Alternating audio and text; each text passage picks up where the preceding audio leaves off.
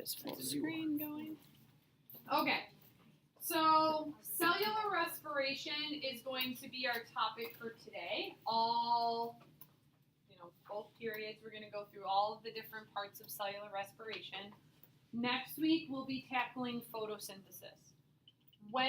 I think cellular respiration is always the harder process to tackle because everything's brand new. And then you'll see when we do photosynthesis next week, it'll seem a lot easier because so much of it is so interconnected to cellular respiration that it makes understanding photosynthesis that much easier.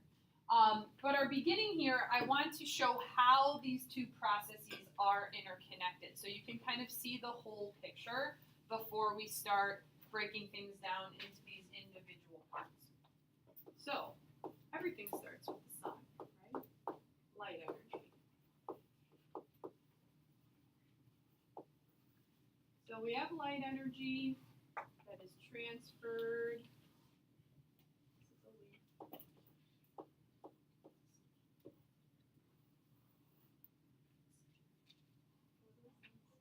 I'll explain what all this is because I don't expect you to be able to tell what any of my pictures are. Okay, so light energy is transferred to the chloroplast in the cells of a leaf, and the process that converts light energy into chemical energy in the form of glucose and oxygen is photosynthesis. So with photosynthesis, we see that plants are able to absorb that light energy and use it to drive the reactions that are going to build glucose and ultimately release oxygen as a waste product of that construction of glucose. Those products of photosynthesis become the reactants of cellular respiration. And animals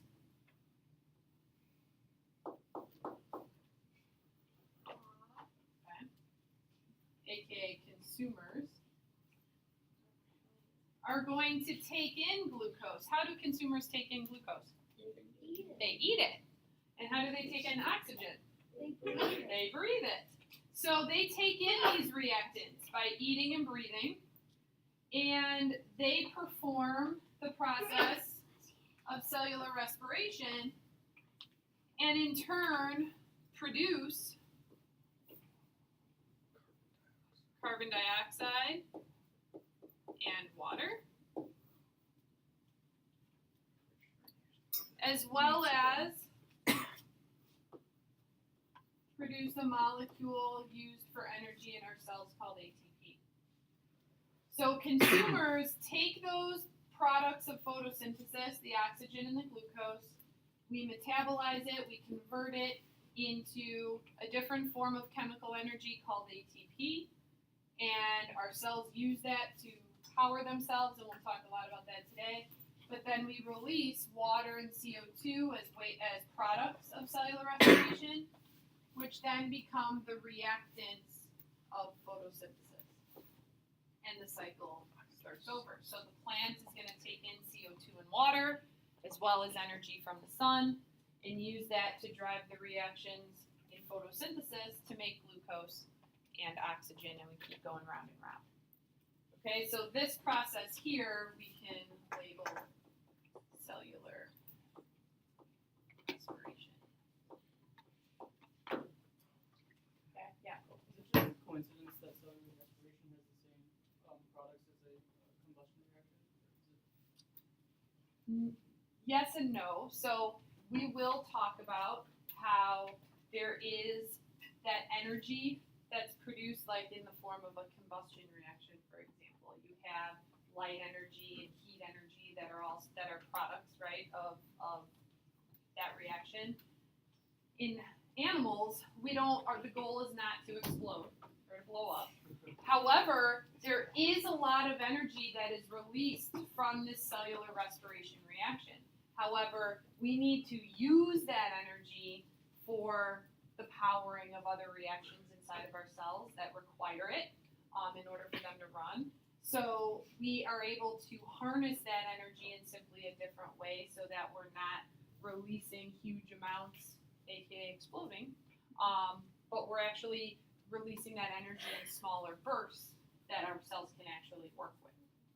But that's a great question, or a great observation, because it is.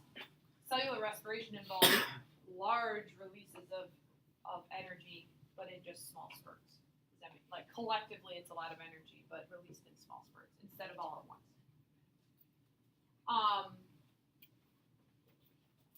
Consumers also are referred to as heterotrophs. So like we said before, we cannot produce our own energy. We have to rely on other organisms for that glucose, for example, in which to then metabolize it and make ATP. Whereas plants are autotrophs, meaning they can make their own energy molecules like glucose from harnessing that sunlight. Now, it is worth noting that plants do cellular respiration as well. Okay? It is not exclusive to animals. We always like to say, oh, plants photosynthesize and animals do cellular respiration, which is true. But plants have to do cellular respiration as well. Plants have to get to this ultimate end of producing ATP just like animals do. So plant cells run on ATP just like animal cells do. It's just that plants do both processes. They take sun energy and convert it to they take light energy and convert it to chemical energy in the form of glucose. And then they take the glucose and they convert it into a different form of chemical energy called ATP. So they do both. It's just they have that added ability of photosynthesizing that we don't have. Plant cells have mitochondria. Plant cells have to power their reactions with ATP, just like animal cells do.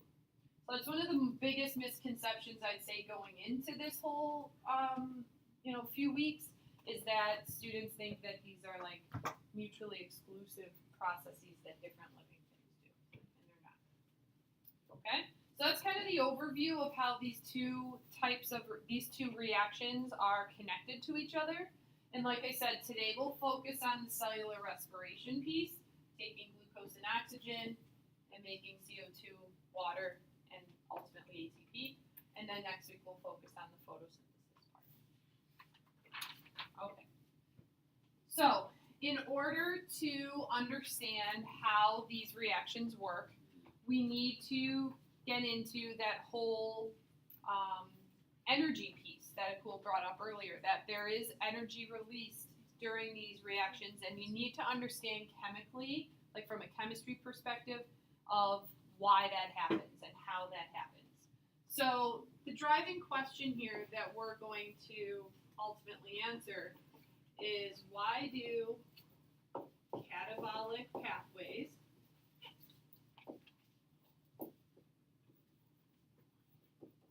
that decompose glucose yield energy?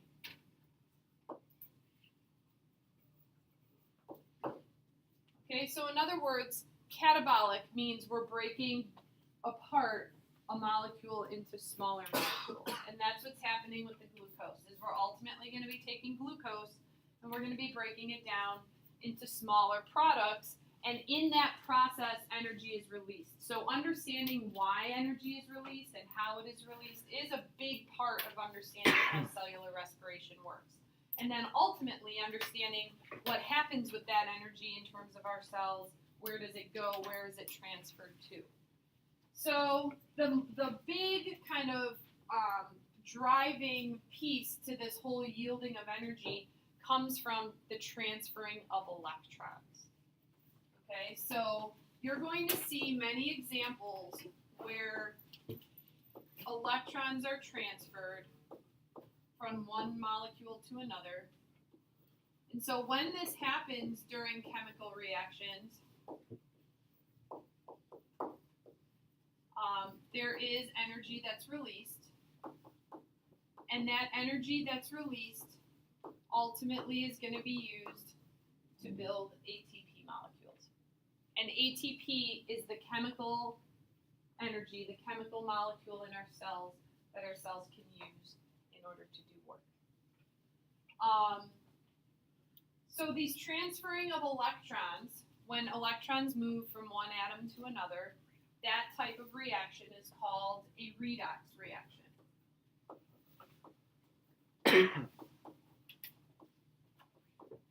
It involves the transferring of electrons. And there's some vocabulary associated with redox reactions. So when electrons move from one atom to another, an atom is always losing the electron and another atom is always gaining the electron. Electrons can't be just floating around in space. They have to be part of one atom or another. So if something is losing an atom, something's always gaining an atom. So if an atom's losing an electron, another one's always gaining one. So the vocabulary associated with this is being able to label these different atoms that are gaining or losing electrons. So, and that's where the name redox comes from. Right. So oxidation and reduction. That's where redox, that name comes from. So if an atom is oxidized, that means that it's going to lose electrons, loss of electrons. And if an atom's being reduced, that means that it is gaining electrons. There's all different ways you can remember the vocabulary. Back in the Stone Age when I was in school, we learned the acronym oil rig. Oxidation is lost and reduction is gained. Okay. Leo says GER might be the correct one. Which never makes, like, that doesn't roll off the tongue for me, but if it's what it is, whatever you can remember better. So, Leo, lose electrons, oxidation. Gain electrons, reduction. So, Leo, GER. Okay?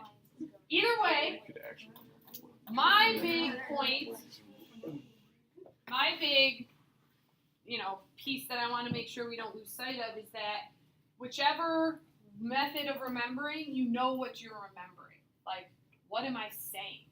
Leoger, oil rig, what am I memorizing this for? So understanding that you're just trying to remember when we use the vocabulary correctly, or how to use the vocabulary correctly. If an atom or associated molecule is losing electrons, then it's being oxidized. If it's gaining electrons, it's being reduced. So it's a way to make sure that you're using the right vocabulary in the correct way.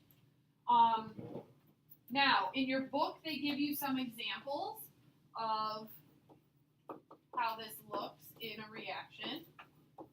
So they start with something familiar and simple, like if you take a sodium atom and a chloride or a chlorine atom and you put them, in close proximity, you're going to see electrons move from sodium to chlorine. And so in this case, it's the sodium atom that is what's going to happen to its electron? It's going to lose, right? It's going to end up with a loss of an electron, so it's oxidized. Okay, and that's why it becomes a positively charged ion, because it's lost an electron, it's lost a negative. Then for the chloride ion, it's going to gain an electron, so it's reduced.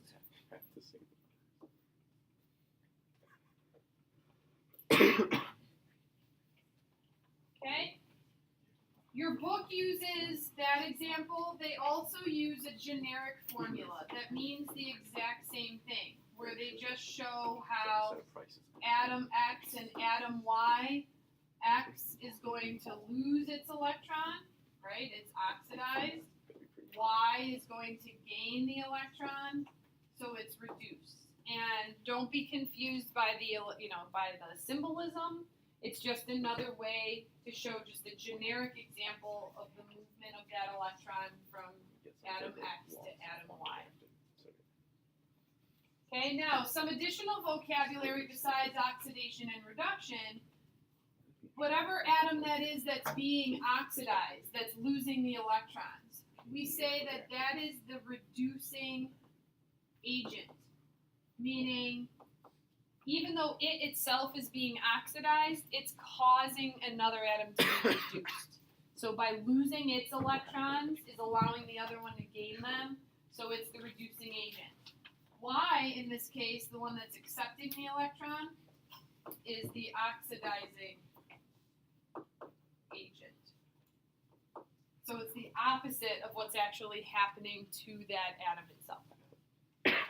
So when you read about that in, chapter 9, at the beginning of chapter 9, I didn't want that to be confusing. It's just vocabulary associated with redox. And again, rooted in this concept of electrons moving from one place to another. Now, the energy part of all of this. So fine, electrons are moving from one place to another.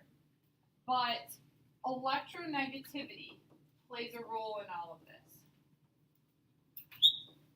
So this particular property of an atom is really important to understanding how redox is being utilized here. Who can give us a layman's terms explanation of what electronegativity means? If an atom is more or less electronegative than another. Yeah. If electrons spend more time around that atom rather than Okay, so more electronegative atoms have a stronger pull on their electrons. And they're really good at stealing electrons from other atoms. So less electronegative atoms don't hang on to their electrons real well, so they easily get stolen. By the more electronegative atoms, they steal the electrons. Okay? So this whole idea of electronegativity plays a role in the way the electrons move, because electrons will move from less electronegative atoms to more electronegative atoms.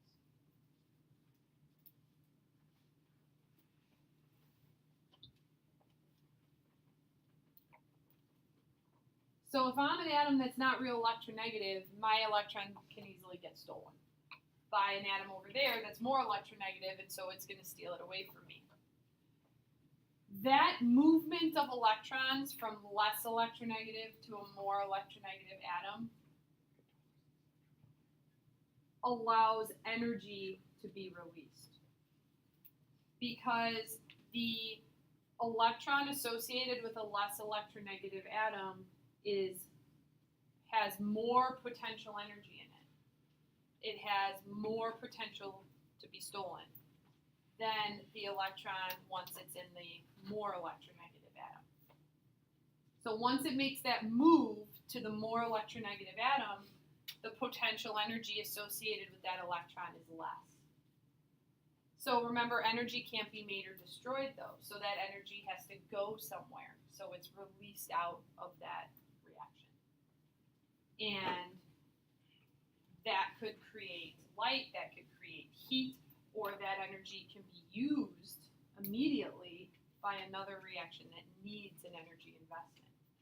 So in the case of cellular respiration, that energy that's released when those electrons move are going to be used to power other reactions.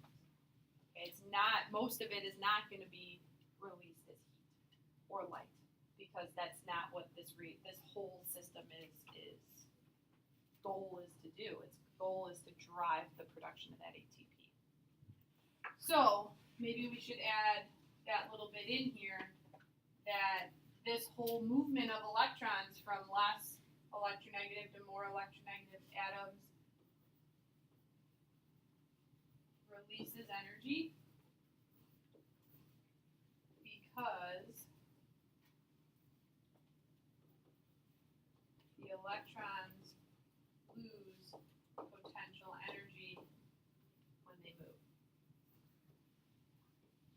And so that potential energy that is lost doesn't magically disappear.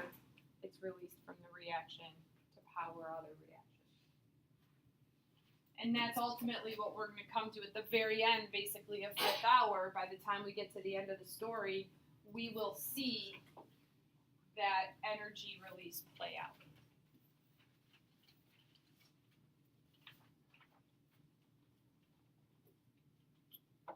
Okay, so that's kind of the chemistry background of how these reactions even work from a chemistry perspective, and now we're going to start connecting this to this context of cellular respiration. So let's start by looking again at the formula for cellular respiration, what our reactants are and what our products are of this reaction. Instead of talking about generalities, let's talk about the specific molecules involved. So the formula for cellular respiration that you should definitely know, if not right now, eventually, this is our goal.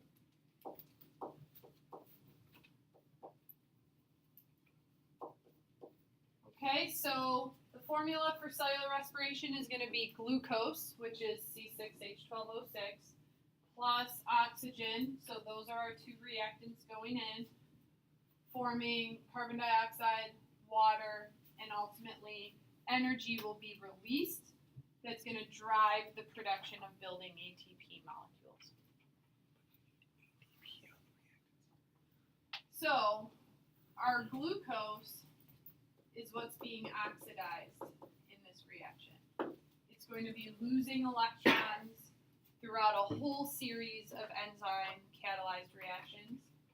And our oxygen is going to be reduced. It's going to be gaining electrons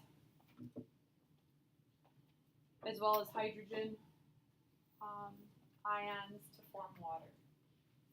So in the context of cellular respiration, the electrons are leaving glucose and going to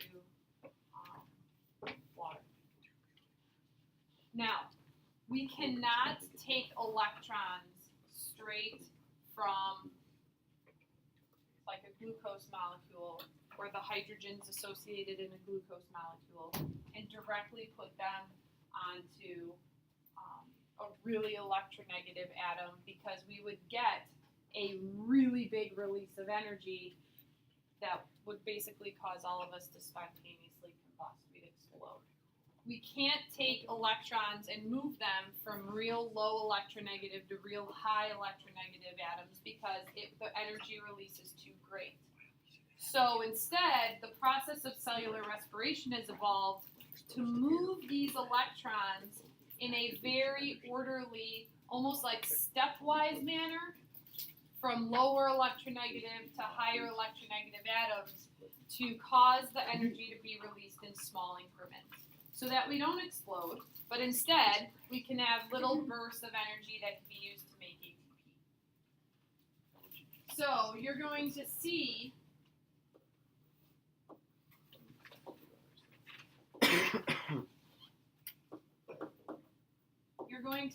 that as electronegativity increases and as electrons are moved from molecule to molecule,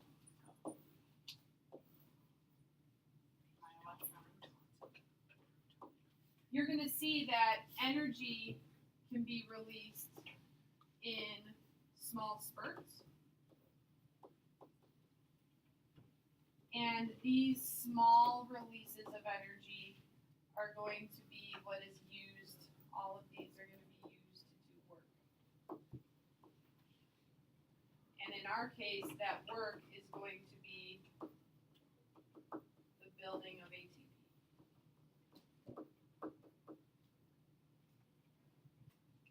So, we could technically take an electron from a real low electronegative atom and put it onto a real high electronegative atom, but the energy released from a jump like that is just too much. It's too much for a living thing or a living cell to handle.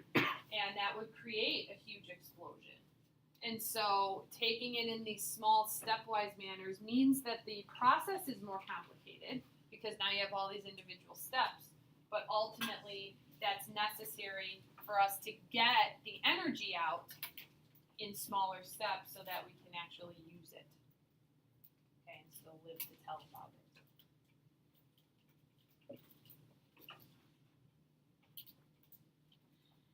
Okay, this is probably as good a time as any to bring up a molecule that's going to help us move these electrons during this process from one place to another. Because remember, like we said, electrons cannot just be free floating by themselves. They always have to be part of an atom. So they always have to be attached to an atom somewhere. A molecule that is brought up at the beginning of chapter 9 is a molecule called NAD+.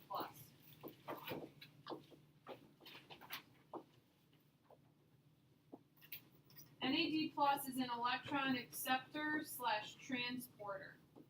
So when we say that electrons are going to be moved from a lower electronegative to a higher electronegative atom, sometimes that involves kind of an intermediate step where electrons need to be put onto a molecule temporarily and then moved to another place in the cell where it can be delivered to a more electronegative atom.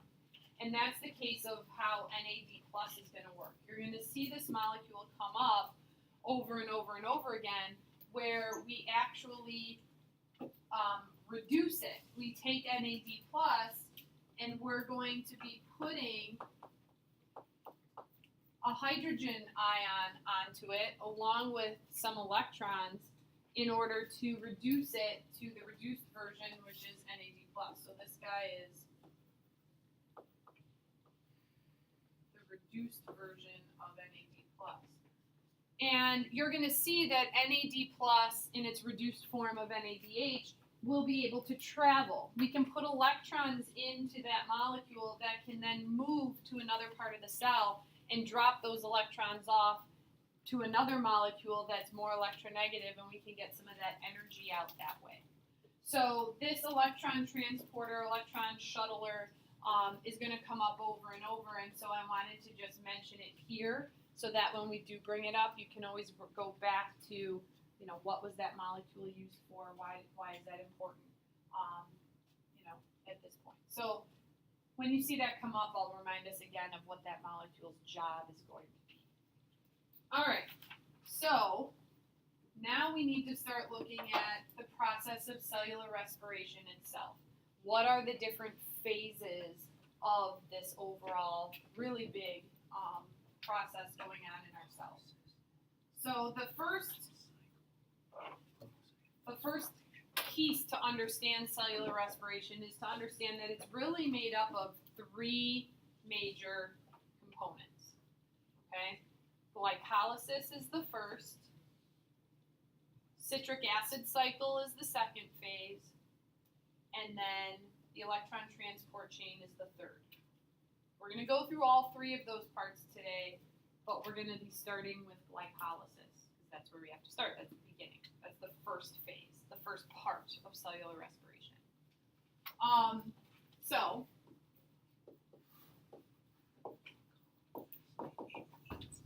before we get into all the logistics of what glycolysis is all about, we're going to start with a really brief overview.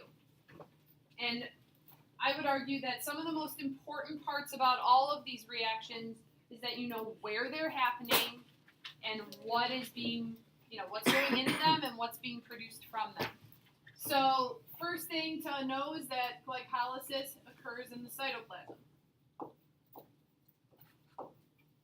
Okay, so all cells can do glycolysis. You don't need any special organelles in order to do it. It happens in the cytoplasm, and all cells have cytoplasm. It also can happen with or without oxygen. So one-celled organisms can do this. Multicellular organisms can do this. Cells that live in environments with very little oxygen can do this. So it's really arguably for those reasons, one of the oldest components to cellular respiration out of the three. Like, in other words, the earliest to evolve, because all living things do it. Now, there's two basic pathways that come that we can kind of break glycolysis into. The first one would be in the presence of oxygen. So if oxygen is present, then glycolysis would happen, but then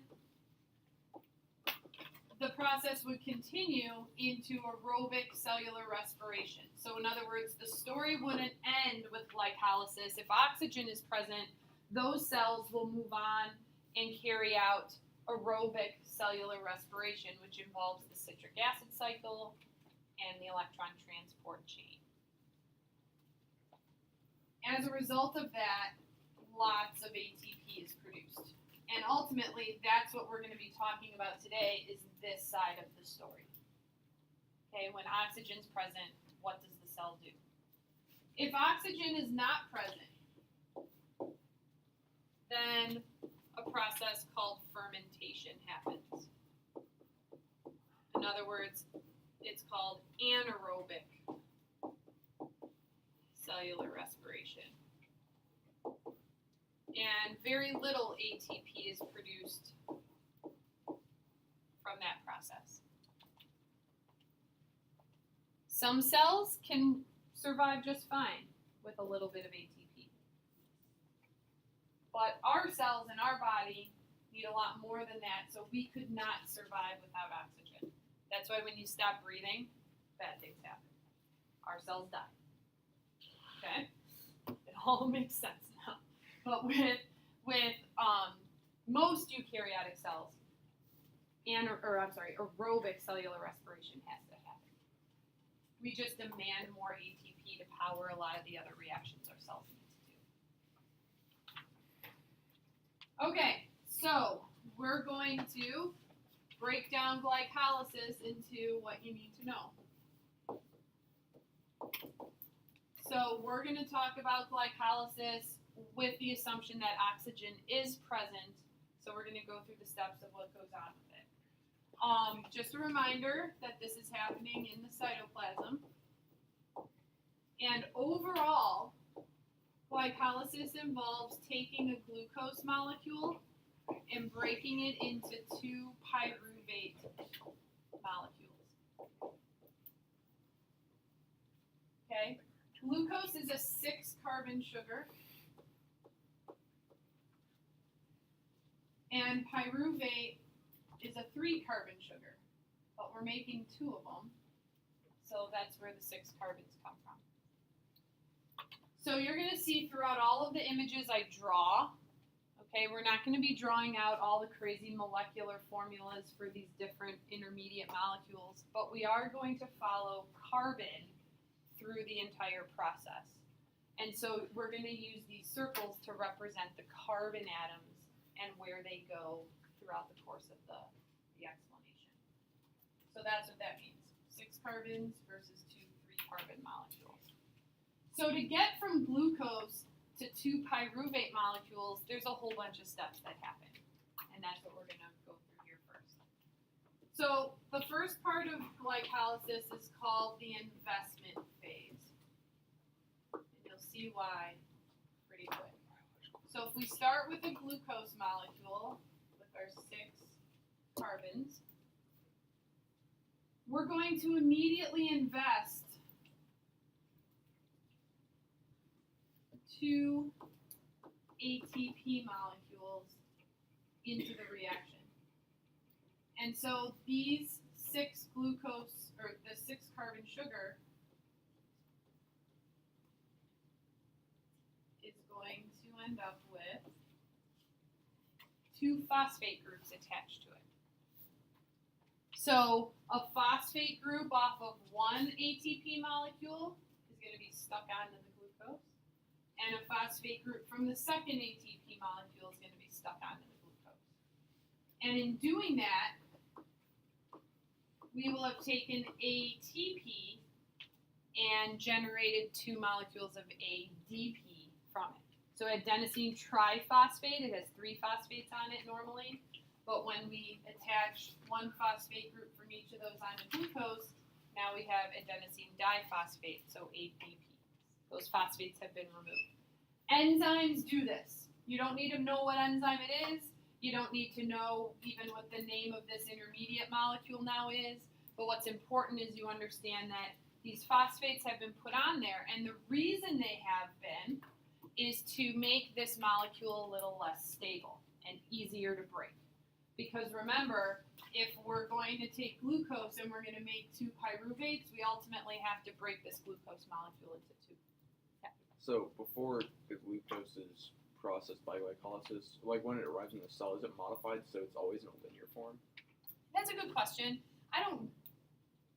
Based on my knowledge, I feel like in your book they usually show it. I feel like they usually show it in a ring still, but to me it would make more sense that it would have to be modified into that linear form in order to do any of this. I'm sure it does change shape, change orientation. It's never something I would expect you to know, because we're never going to be drawing out, like your book shows you all the chemical, what all of these intermediates actually look like. So you could take a look at that and see, but I don't even know off the top of my head. It's not relevant to understanding this though. All right. So then we have our modified glucose now. It's not even called glucose anymore. It's called fructose 1,6-biphosphate, but you don't need to memorize that. Just in case you were super curious though about what we would call that, that's what it's called. So that's the end of the investment phase because we've invested energy. Notice our goal in cellular respiration is to make ATP, but so far we've simply used ATP. We've invested ATP into the beginning of this process. The next phase is called the cleavage phase.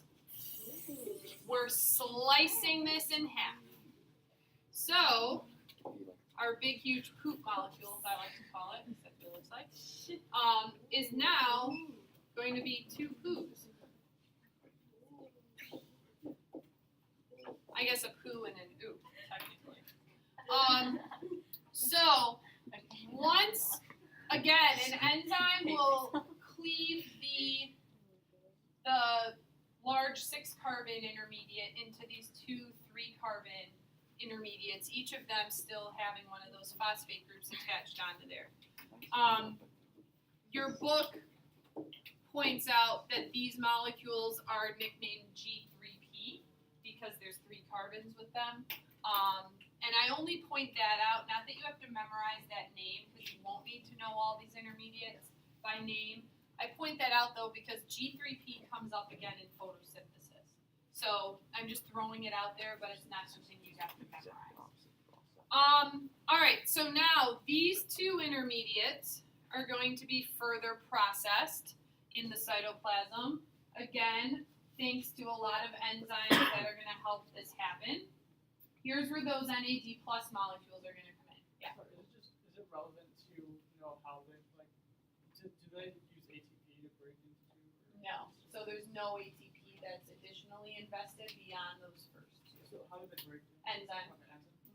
Every single step, every time we draw an arrow in this entire mechanism, which we'll be drawing lots of arrows, you can equate an arrow with an enzyme. There's a million enzymes involved, none of which you have to know their names. And your book doesn't even talk about what their names are. All right, good question though. So at this point, these 2 molecules are going to be further processed by pulling off some electrons and some hydrogen atoms. So 2 NAD+ molecules are going to each pick up a hydrogen atom from these 2 intermediates. So it's like a hydrogen atom will come off of one and be attached to NAD+ to make NADH. Another hydrogen atom will come off of this guy and attach to an NAD+ to make an NADH. And again, that's all enzyme driven. Simultaneously, we use this symbol, 2 inorganic phosphate molecules. So phosphate is a molecule that's floating around in our cytoplasm and in our mitochondria. It's everywhere. It's produced in other metabolic reactions. You don't need to know how, you just need to know it's around. So 2 inorganic phosphate molecules are going to be added to our original 2 3-carbon molecules up there. So when all is said and done, through all of those modifications, we're going to have 2 molecules that look like this. 2 poops.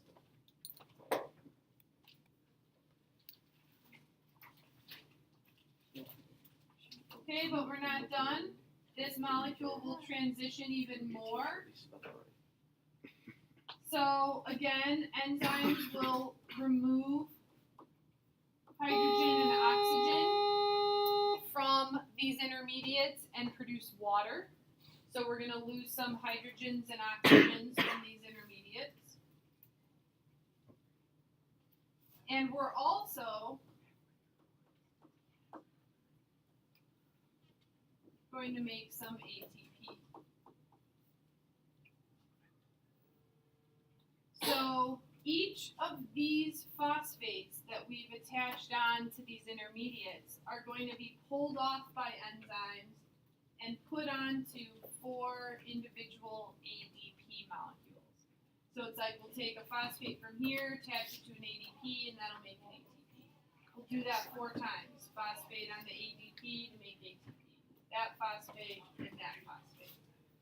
And so after those phosphates are moved onto ADP molecules, we end up with 2 3-carbon molecules of pyruvate.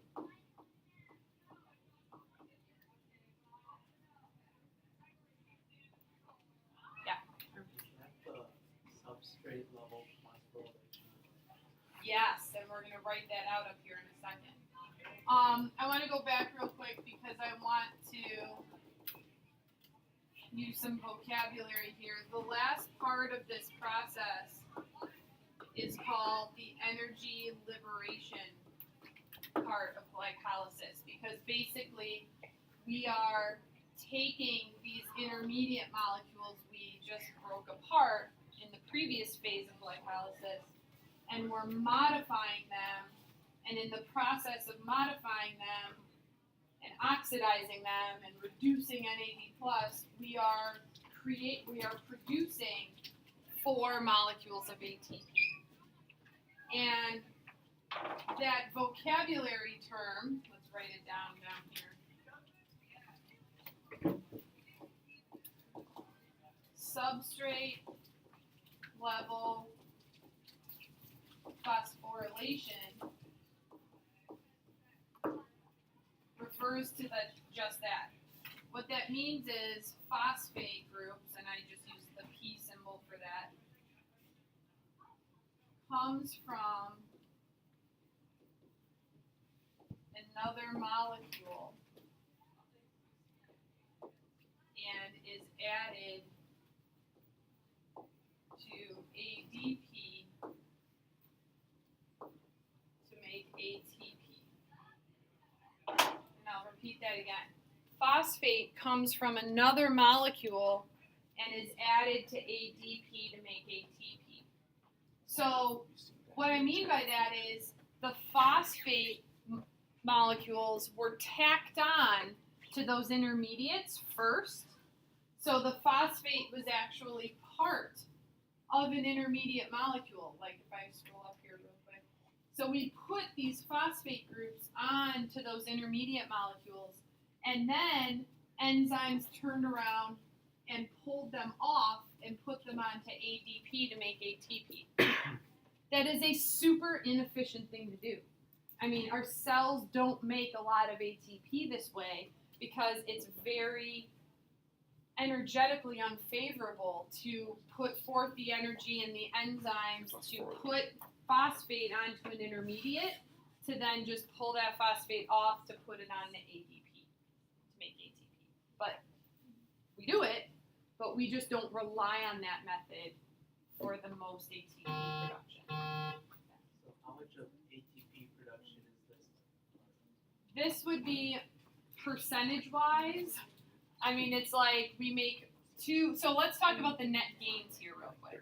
So it's about 2 out of like 36 or 38 ATPs made per glucose. So whatever that percentage is, it's small. Okay, so let's take a look at what our net gains of this whole process were. And I would encourage you, kind of at the end of each phase of cellular respiration we talk about, I like to tally up some net gains. So in this process, from start to finish, how many ATPs did we actually net gain? 2. Because we invested 2 early on. We made 4, so we had a net gain of 2 ATPs.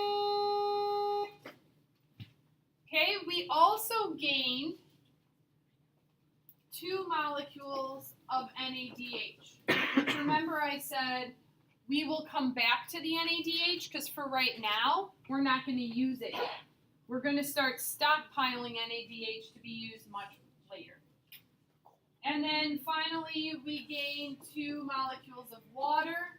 And remember, water in terms of cellular respiration is simply a waste product. So that water will just be released by the cell or used by the cell in another reaction somewhere.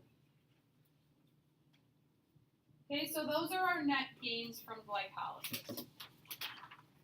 You still breathing? Okay. Quick stretch, changing the slide. This is the good transition point. Get the oxygen flow. It comes from the bloodstream, it goes to the cell from capillaries. But how does it go from a capillary, which is like a little vessel, to like actually being a cell? Okay.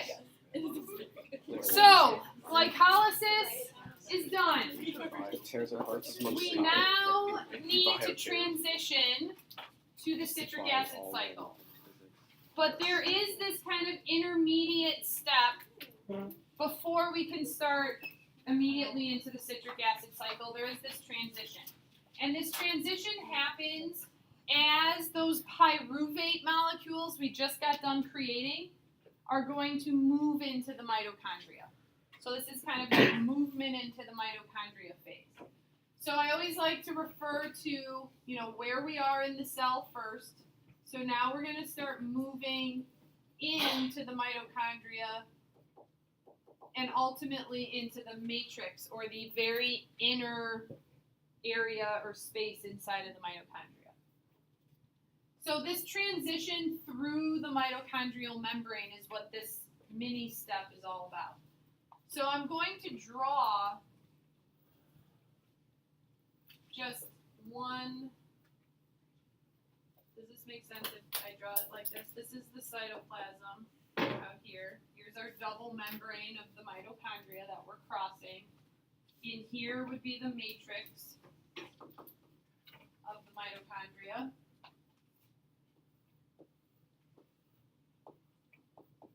Here's our pyruvate out here. Remember, we have 2 of those, though.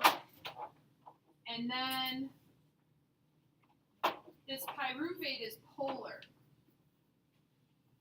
And the phospholipid bilayer of the mitochondria is very much not polar, right? It's just like any other phospholipid bilayer. It's mainly nonpolar. So this molecule does need a protein channel in which to get into the mitochondria. So the mitochondria has protein channels in both phospholipid bilayers of both membranes. Okay, so I just drew a ginormous one. It doesn't technically look like that, but whatever. So this pyruvate is going to enter into the mitochondria via active transport. Okay, it's going to be pumped in because ultimately the cell wants to move all the pyruvate it can into this mitochondria so that we can use it for the rest of the process. Okay, so it could be moving against the concentration gradient from low to high concentration, kind of stockpiling inside of the mitochondria. So once it moves through there's a series of things that happen pretty much simultaneously. They're all working on the pyruvate at once, but we're going to kind of break it down so that we could see everything that's going on.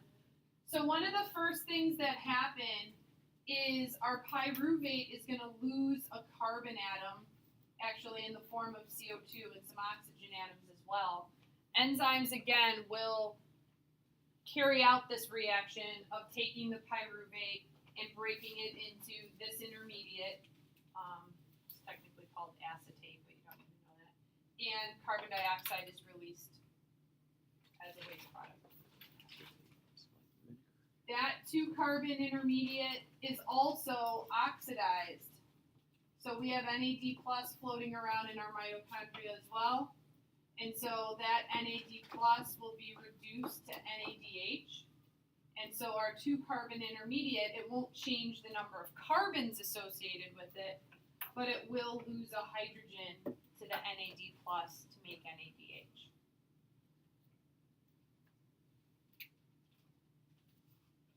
That actually happens. There's 2 of those. Oh wait, I lied. Sorry.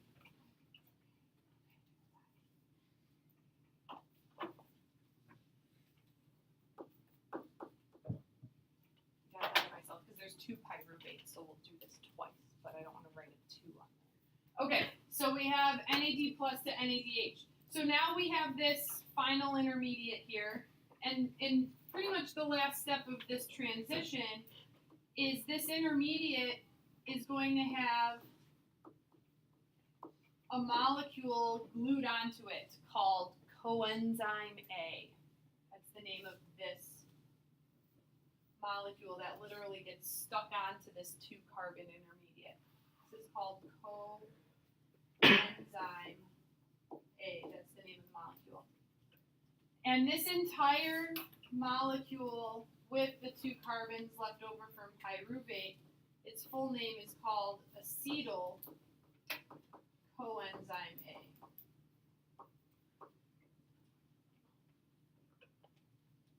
The purpose in tacking on this final molecule onto this intermediate is to simply make it super reactive and super unstable. Because once we start the citric acid cycle, you're going to see one of the first things that happens is this molecule is going to be attached to another one, and for that reaction to happen, this guy needs to be as unstable as possible. So this molecule that gets attached on here that's in the matrix of our mitochondria is going to be recycled, because soon after it is attached on, one of the first steps of the citric acid cycle is it's going to be pulled off. Now that that molecule is destabilized, it's going to react, and that coenzyme A group will just be pulled off and available for the next process, the next round of cellular respiration that happens. Someone have a question over here? I did. Okay.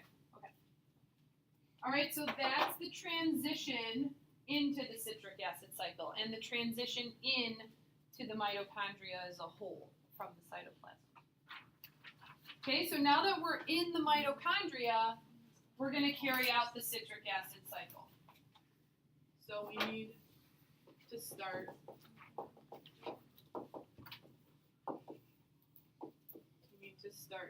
what's going on here. So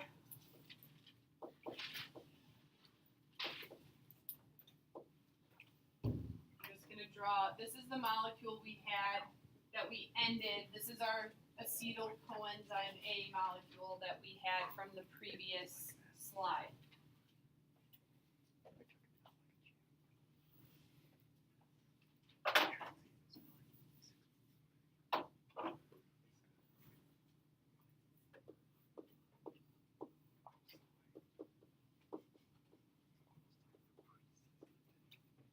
So, because the citric acid cycle is a cycle, there's never really a good place to start talking about it because it's going to go round and around and around.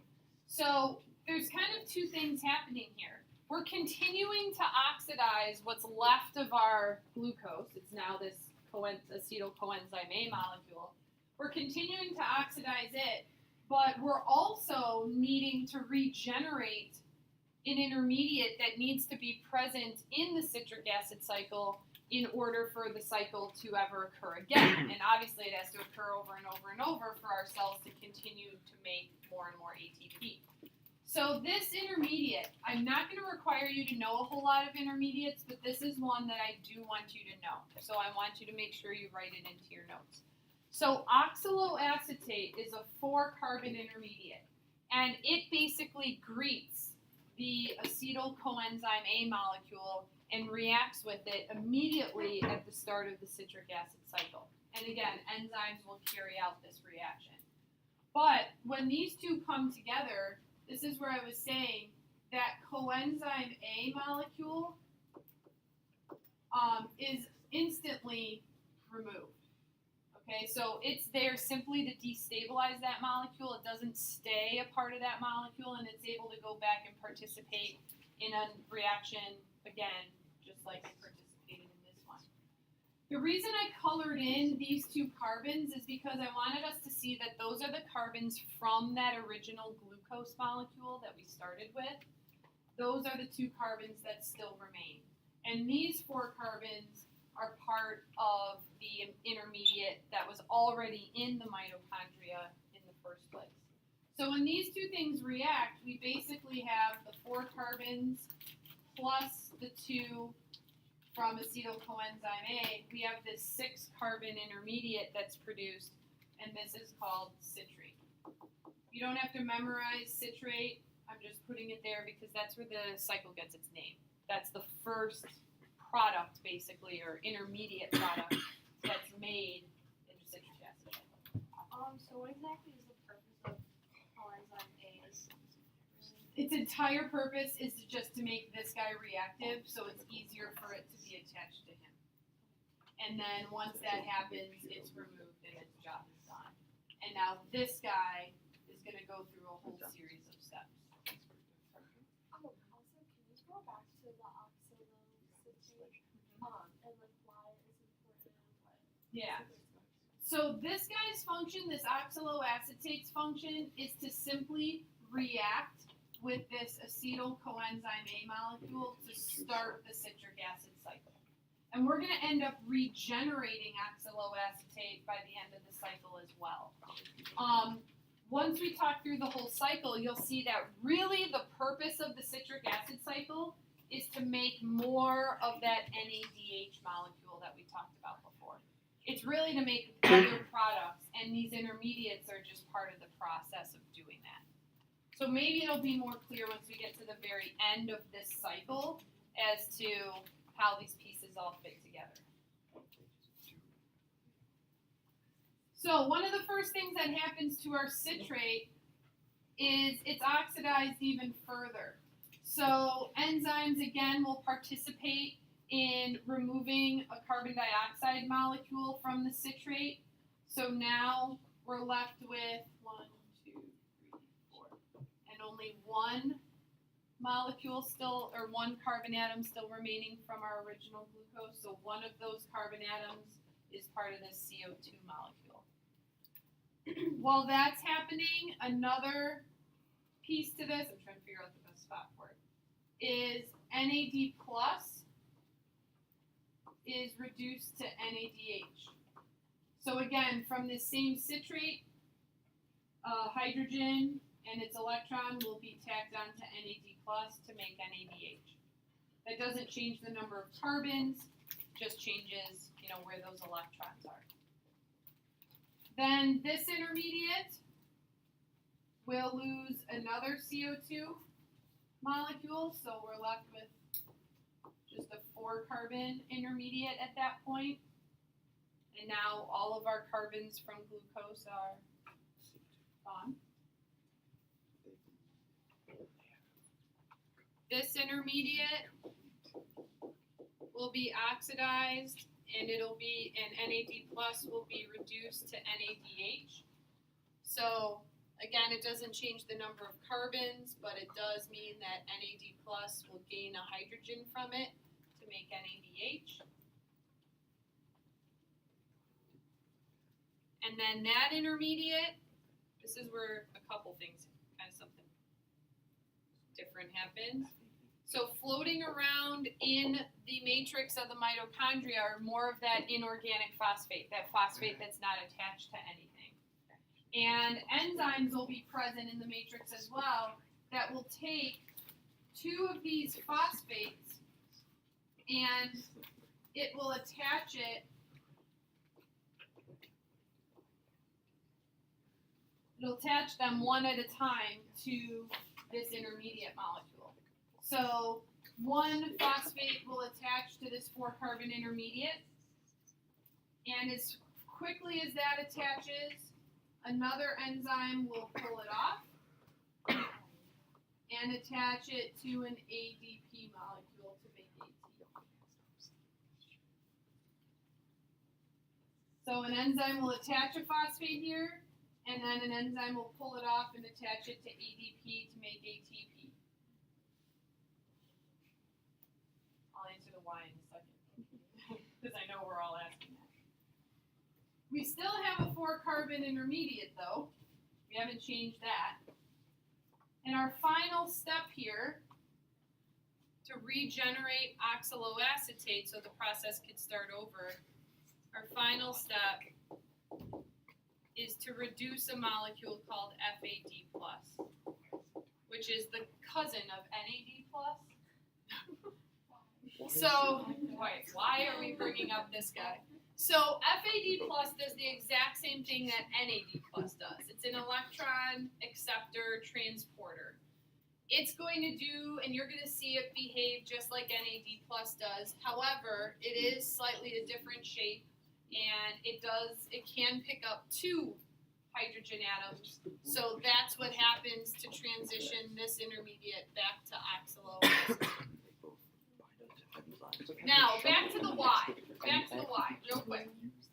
So, question always is, why would a cell have enzymes that put a phosphate group onto this intermediate just to pull them off and put them onto ADP?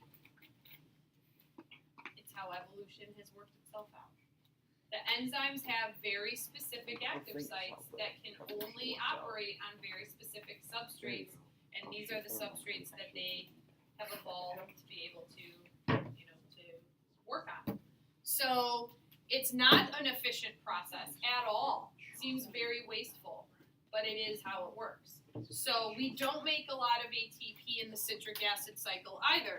Instead, what you should see is that we've net gained a lot more than just ATP. And in fact, the purpose of the citric acid cycle is most important, not because of the ATP that's made, but because of the other molecules that are made as a result. So let's take a look at what was produced. So a couple of things. When we talk about these net gains, we're going to include what's gained from that transition step, okay? Because it does often get lumped into all of the citric acid cycle, even though that's kind of the precursor to the citric acid cycle. And also we have to keep in mind that we only went through this cycle once for one pyruvate molecule, but we had 2 pyruvate molecules at the end of glycolysis. So this whole thing would have happened, we would have spun around the cycle twice, okay, for each of the pyruvates. So once you factor those things in, these are the net gains that we had. We have 6 carbon dioxides, 2 here, plus 1 from the previous, from that transition step. Remember, we had 1 made here. Okay, so that was for 1 pyruvate, you make 3 CO2s, but once you factor in the second pyruvate, that's where that 6 carbon dioxides come from. 8 NADHs. So we end up making 4 NADHs, 2 here, 2 in the previous step, so that's where the 8 come from. 2 FADH2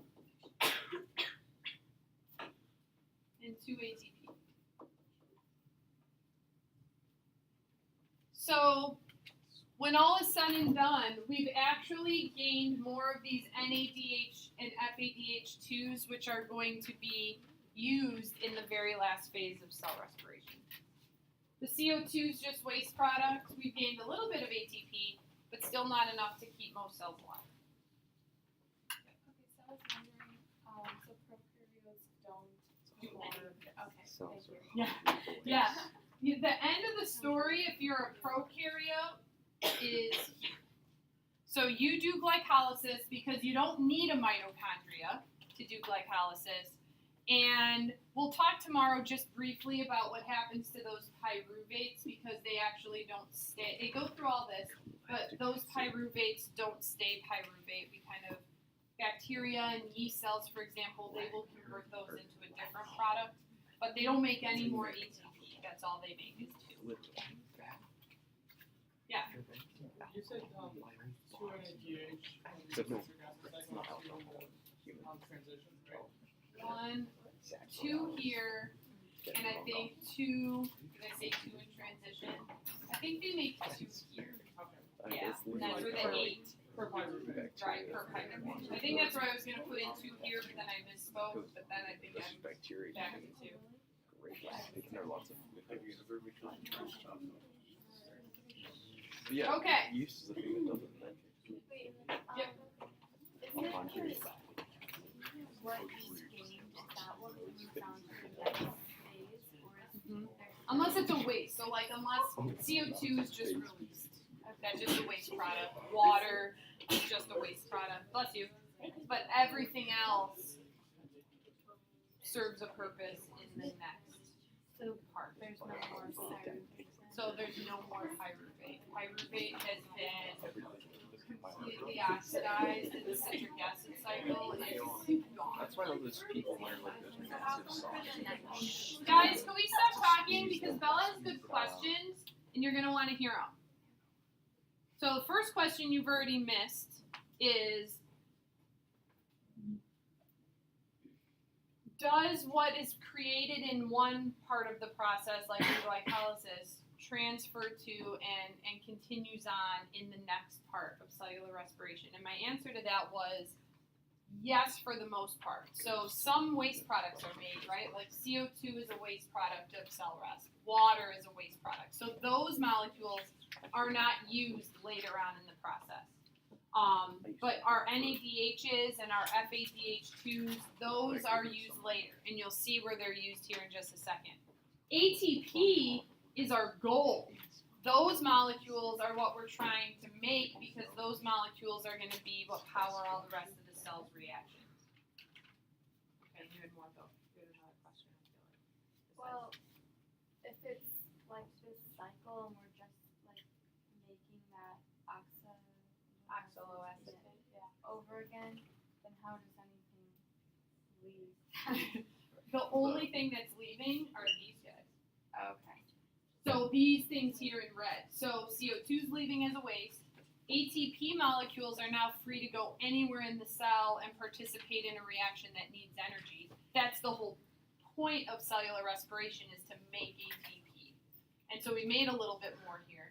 And then these two guys, the majority of what's made, NADH and FADH2, are going to continue on to the third and final phase of cellular respiration. So we're not done with these guys yet. We're still using them. And I those think- are just electron transporters? These are just electron transporters. So They it's have actually, electrons now? so in that hydrogen atom, that's where our electron is. So Oh, okay. it's gained, remember it started as NAD+. And then it So releases. now it gained a hydrogen atom, but with that hydrogen atom, it has gained an electron. Oh. So that electron associated with that hydrogen is what we're going to be using in the electron transport chain, which is the last part. It's a great question. Yeah. So you said you're done with the, Wait, say that again. Sorry. So you said we're not done with the NADH and the FADH2. Are we done with the NADH from the glycolysis? No. It's going to all be lumped together with this NADH. So all of our NADHs and these FADH2s we just made are all going to be used in our last part here. Yeah. So they're all like the ones that need to be used again. They're all like carried in the next like. Yeah. So even though we made 2 of them in glycolysis in the cytoplasm, they're going to be funneled into the mitochondria. You don't have to know how, but they have transport channels that'll move it in. This NADH and FADH2 is already in the mitochondria. We made it here. So all of that collectively will be used together in this last part. Yeah.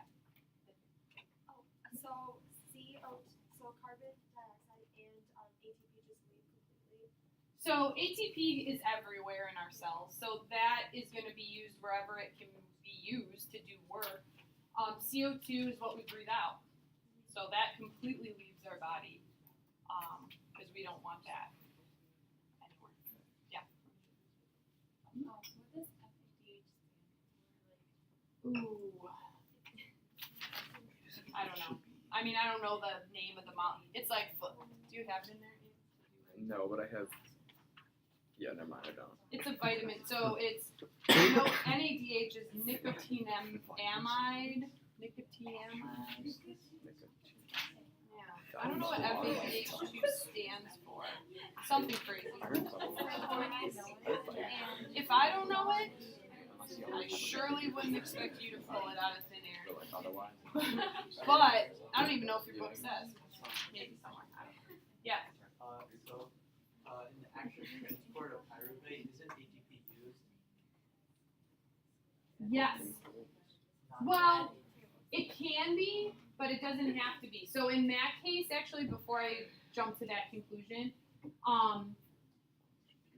you can use ATP in the production of ATP.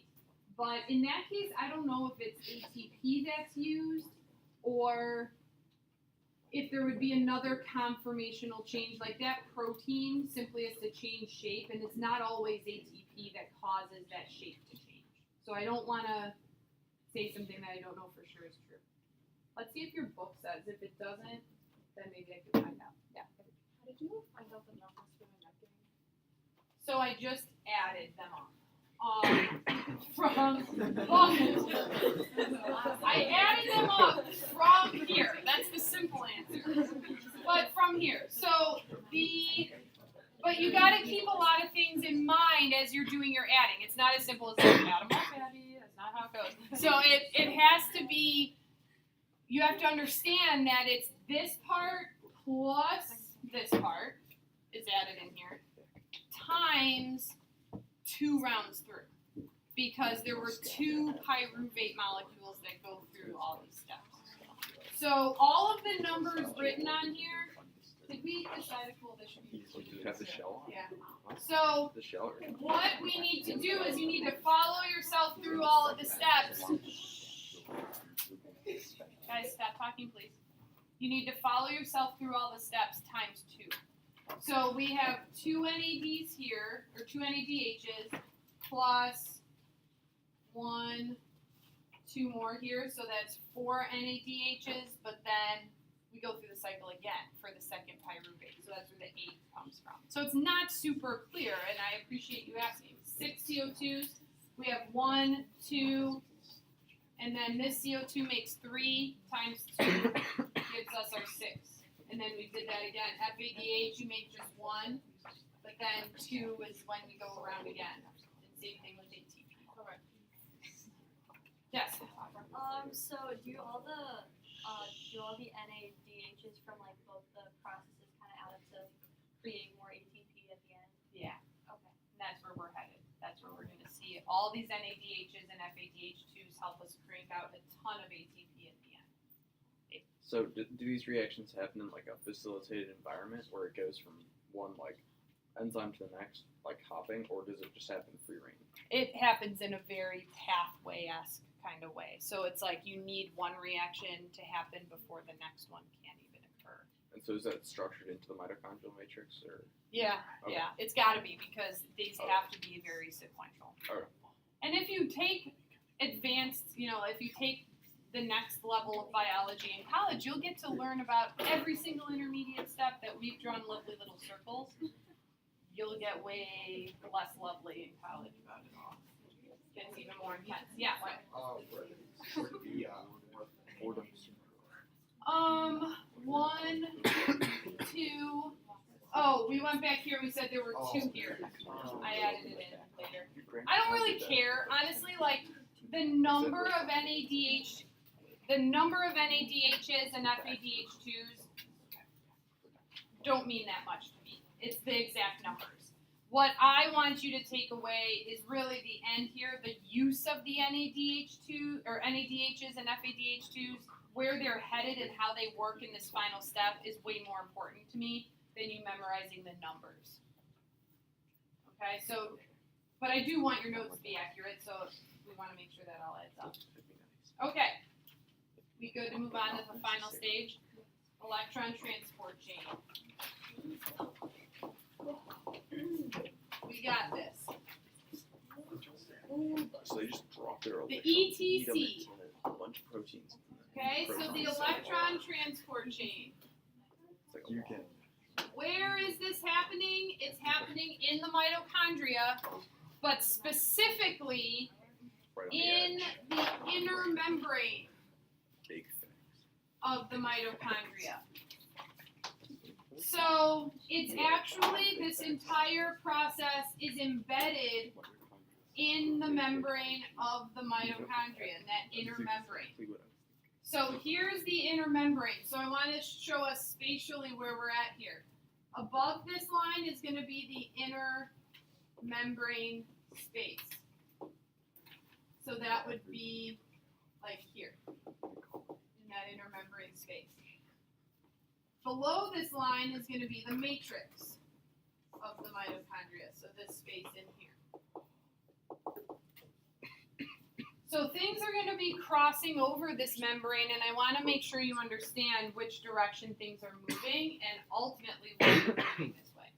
So this should also bring up that whole structure-function relationship between the convoluted, very high surface area of the inner membrane compared to the outer membrane, because the electron transport chain, if there's more membrane, then there's more opportunity for many electron transport chains to be present in the mitochondria.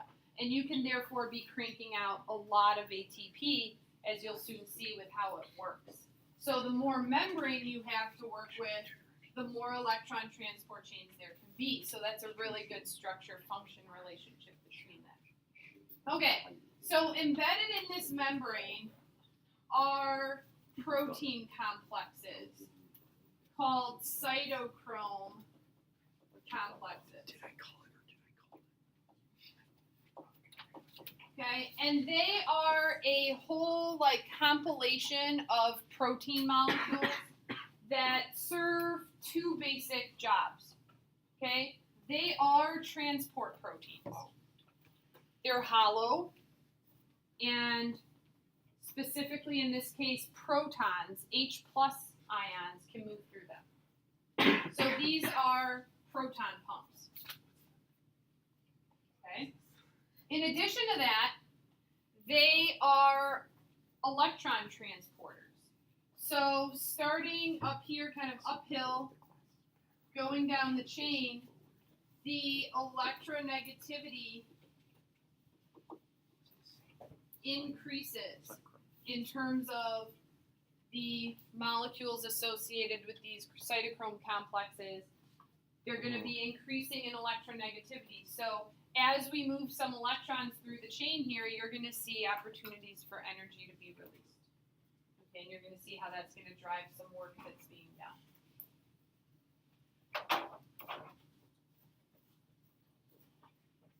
Okay, so let's talk about how NADH plays a role in this. So we said all these NADH molecules are going to ultimately end up in the matrix of the mitochondria. From everywhere they were produced, they're going to culminate here. Enzymes in the mitochondria are going to oxidize the NADH. They're going to pull a hydrogen off of the NADH, and they're going to transfer an electron from the NADH to the first cytochrome complex here. So this NADH is going to be oxidized back to NAD+, and in doing that, an H+ will be removed, and an electron will be transferred to the first cytochrome complex. So we have a hydrogen ion that's just released, and then the electron is going to enter into the electron transport chain. Enzymes do that movement. Will that happen to all the NADH? That'll happen to every single NADH, but one at a time. So that electron can be passed to another molecule, even in that same cytochrome complex, which will then be passed in between these cytochrome complexes. There are little like intermediate electron acceptors and donators. Again, just proteins embedded in the membrane. And that electron will get passed to molecule to molecule. There's a little shuttle protein here too. And that electron will make its way down the electron transport chain to increasing, this is the same electron by the way, it's just moving, that's what I'm trying to show here, moving to more and more and more and more electronegative atoms in association with these cytochrome complexes. Hold your question real quick.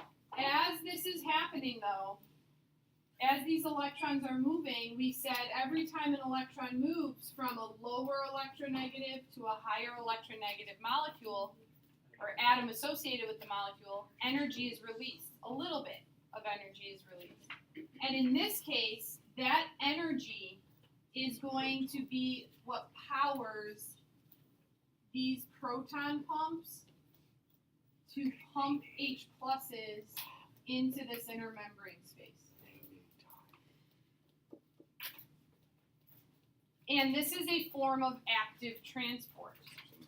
It's just the energy that's being used for the active transport is coming from the electrons going down this electron transport chain.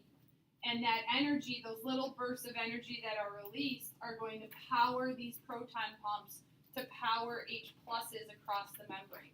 So what you end up getting is a high hydrogen ion concentration in the inner membrane space and a low hydrogen ion concentration in the matrix. And you start stockpiling H pluses in this inner membrane space.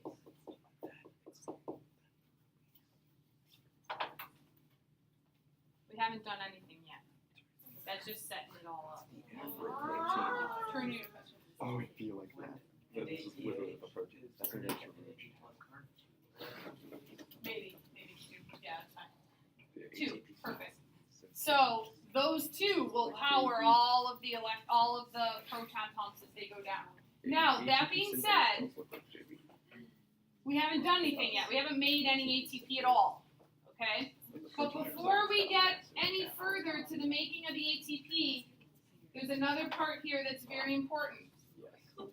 This electron, once it reaches the end of the chain, has to go somewhere. It can't just stay here. Because use this analogy if it helps. It'd be as if you take an escalator down to the bottom floor of a building and you don't get off. You just stay there. Then that means everyone behind you piles on top of you. And then eventually it'll back all the way up the escalator and now no one can go down. Does that make sense? So this electron can't stay here because more electrons are going to be coming down the chain and this electron has to go somewhere. Where it goes? To an oxygen molecule. Oxygen is the most electronegative atom in this entire system. Okay? So this electron will, thanks to another enzyme, will move to this oxygen molecule. Some hydrogen that's still here in the matrix will be a part of this reaction as well. And those things together will produce H2O, a water, which is a waste product of cellular respiration. But the key here is this oxygen is critical to the entire electron transport chain happening because it's the final electron acceptor. So that's why breathing's important. It has to be here for that electron to be accepted and water to be produced and free up the chain for more electrons to move down. Now, this, Ava, I know you have a question.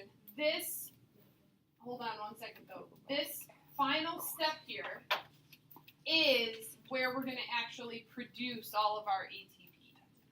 Okay, it all boils down to this rectangle. Okay, all that we've talked about so far. Ava, ask your question now, and then we'll get into how that works. Okay. Why does the electronegativity increase as it goes down? That's just the chemical design of the chain.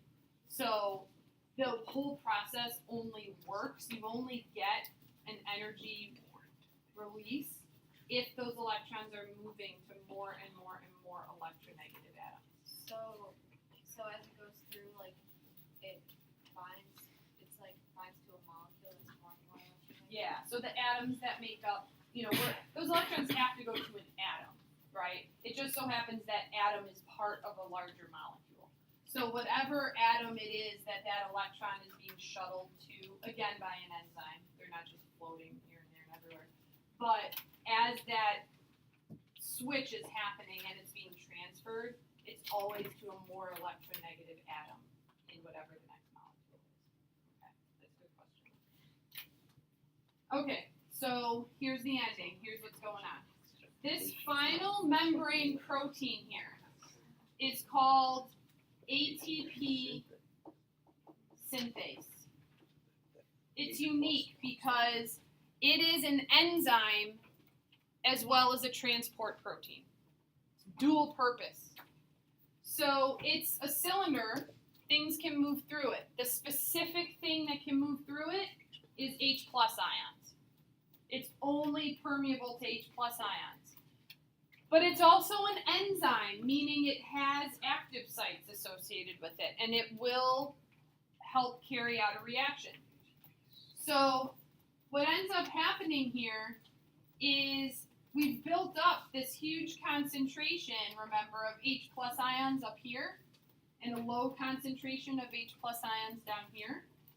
So these H+ ions will just passively diffuse through ATP synthase. This passive transport. Now, as they passively diffuse through ATP synthase spins. Think of it like a water wheel. Have you ever seen those like baby toys where you could like pour water in the wheel and the wheel spins? They were like a water generated, mill where if you pour water down the wheel will spin. That's what ATP synthase does. As hydrogen ions move through it passively, the ATP synthase spins in the membrane. And as it spins, its active sites open. Like it can conformationally changes shape as it spins.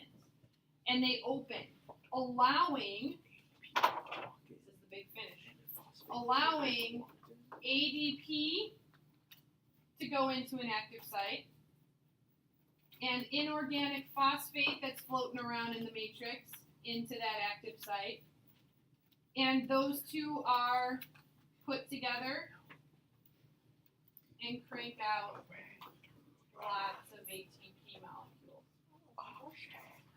So the entire process led up to creating this hydrogen ion gradient so that the ions can move through ATP synthase without any energy needed and open up those active sites for ADP and phosphate to go in there.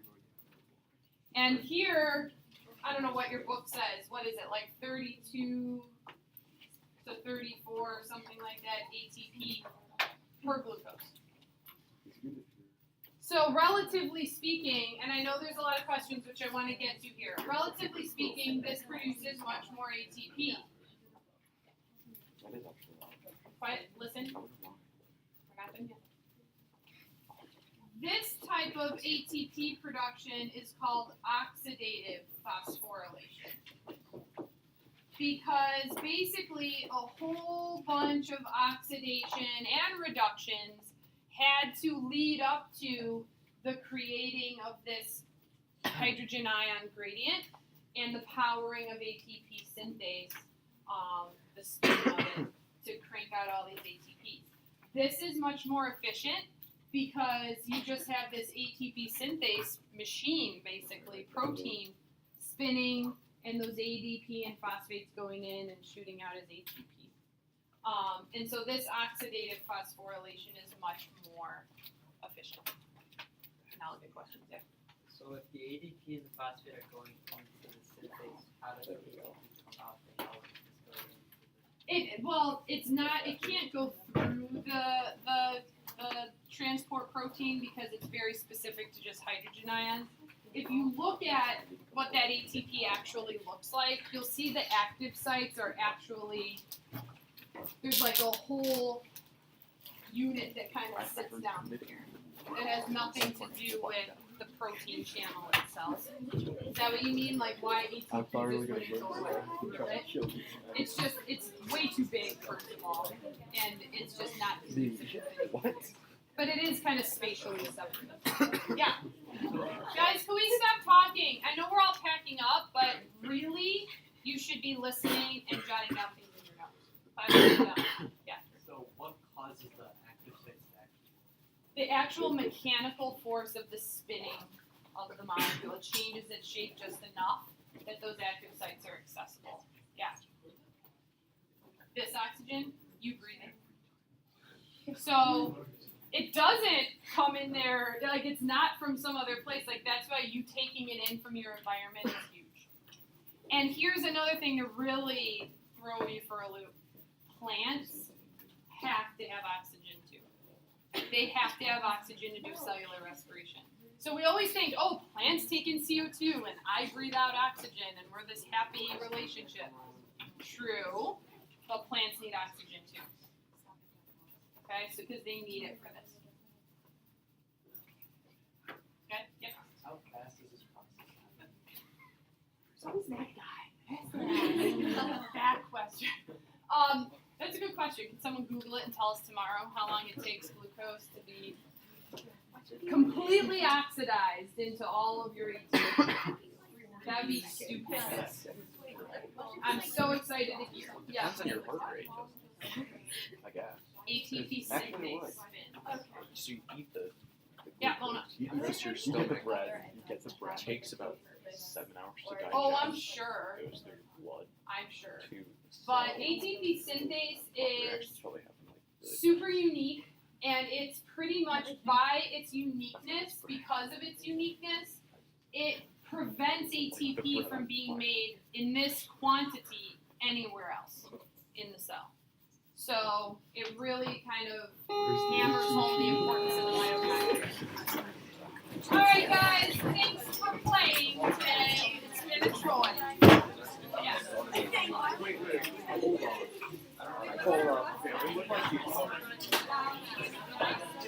You should eat just because ATP I'm on an enzyme that has that binding site. Yes. If you want to see your test grades, come up and see me. Come on. Hold on, I don't know why